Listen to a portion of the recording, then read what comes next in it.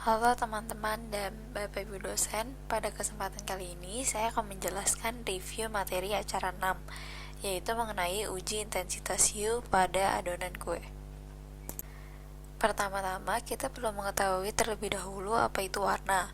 Warna adalah energi yang dipancarkan oleh benda yang terkena cahaya dan dapat diamati secara visual karena timbulnya rangsangan pada retina mata akibat energi tersebut. Dalam penentuan warna, terdapat tristimuli warna, yaitu hue, value, dan saturasi, di mana hue atau jenis warna merupakan warna dari suatu benda yang memberikan perbedaan dari suatu warna terhadap warna lainnya. Value atau brightness merupakan tingkat gelap terangnya warna. Warna paling terang adalah warna putih dan warna paling gelap adalah hitam.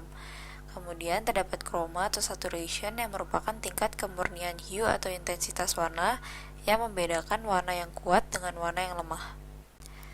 Dalam melihat warna, mekanisme mata yang terjadi adalah cahaya yang mengenai objek sebagian akan dipantulkan oleh objek tersebut mengenai mata, kemudian akan direspon oleh serot atau sel batang dan sel kon atau sel kerucut yang ada pada retina mata.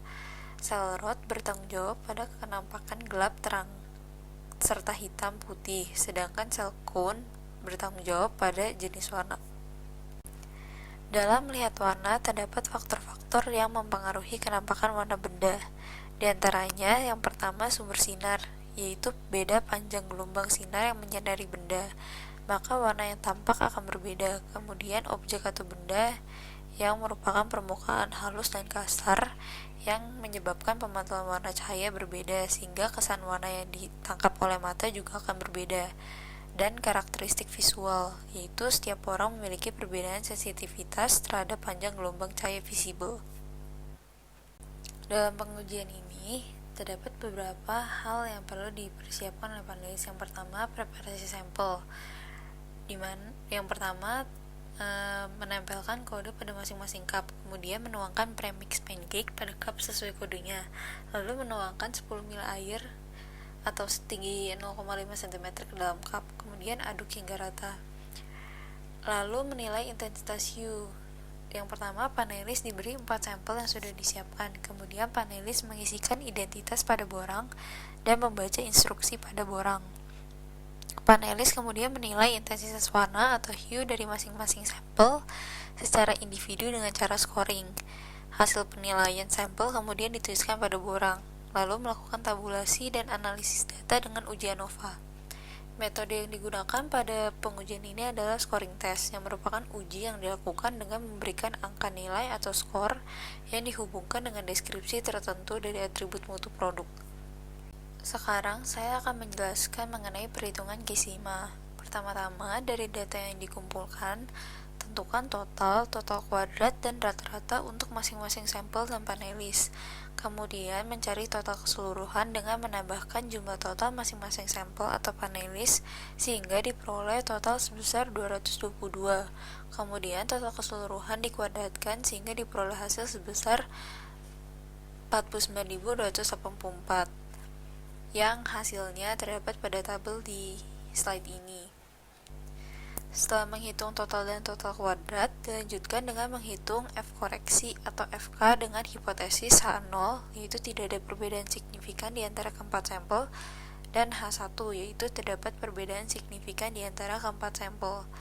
F koreksi dihitung dengan rumus jumlah total kuadrat dibagi panelis, kemudian dikali sampel, sehingga diperoleh FK sebesar 648,473.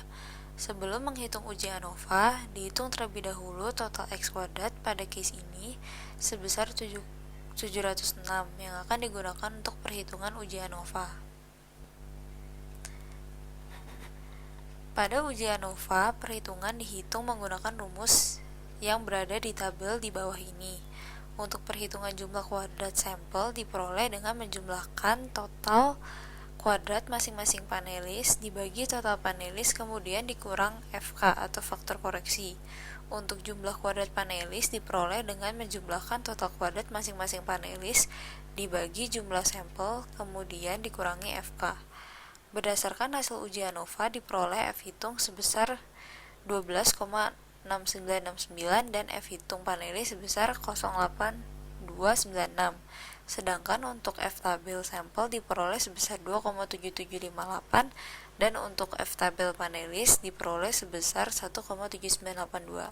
Untuk sampel, dikarenakan F hitung lebih besar dari F tabel, maka H0 ditolak sehingga terdapat perbedaan di antara sampel. Sedangkan untuk panelis, dikarenakan F hitung lebih kecil dari F tabel, maka H0 diterima, sehingga tidak ada perbedaan di antara panelis. Kemudian dilanjutkan dengan menghitung post hoc LSD. Pada perhitungan post hoc LSD, diperoleh T tabel sebesar 2,0049 dan LSD sebesar 0,4769 dengan menghitung menggunakan rumus yang tertera di sebelah kanan. Berdasarkan rata-rata tiap sampel, kemudian diurutkan dari yang terbesar hingga terkecil dengan urutan sampel kode 537, kode 784, kode 692, dan kode 863. Kemudian dicari selisih rata-rata tiap sampel dan dibandingkan dengan LSD.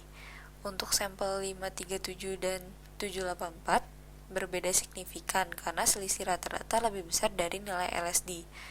Sampel kode 784 dengan sampel kode 692 tidak berbeda signifikan karena selisih rata-rata kedua sampel lebih kecil dari LSD.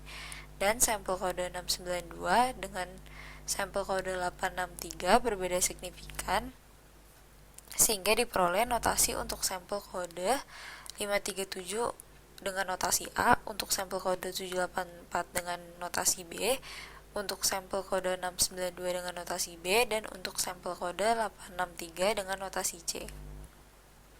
Berdasarkan hasil perhitungan dan analisis data yang dilakukan, diperoleh kesimpulan sebagai berikut. Yang pertama, berdasarkan hasil analisis 2 ANOVA dengan tingkat konfidensi 95%, F hitung sampel lebih besar dari F tabel, maka H0 ditolak, sehingga terdapat perbedaan signifikan antar sampel. Yang kedua, berdasarkan hasil analisis 2 ANOVA dengan tingkat konfidensi 95%, F hitung panelis lebih kecil dari F tabel, maka H0 diterima, sehingga tidak terdapat perbedaan signifikan antar panelis. Yang kedua, berdasarkan hasil analisis post hoc LSD, sampel 537 dan sampel 784 memiliki selisih 0,526, di mana lebih besar dari nilai LSD, yaitu 0,477. Dengan tingkat konfidensi 95%, maka H0 ditolak, sehingga terdapat perbedaan signifikan. Kemudian berdasarkan hasil analisis post hoc LSD, sampel 784 dan sampel 692 memiliki selisih 0,368, di mana lebih kecil dari nilai LSD, yaitu 0,477. Dengan tingkat konfidensi 95%, maka H0 diterima sehingga tidak terdapat perbedaan signifikan. Dan yang terakhir, berdasarkan hasil analisis post hoc LSD, sampel 692 dan sampel 863 memiliki selisih 0,526, di mana lebih besar dari nilai LSD, yaitu 0,477. Dengan tingkat konfidensi 95%, maka H0 diterima, sehingga tidak terdapat perbedaan signifikan. Sekian pemaparan materi dari saya. Terima kasih.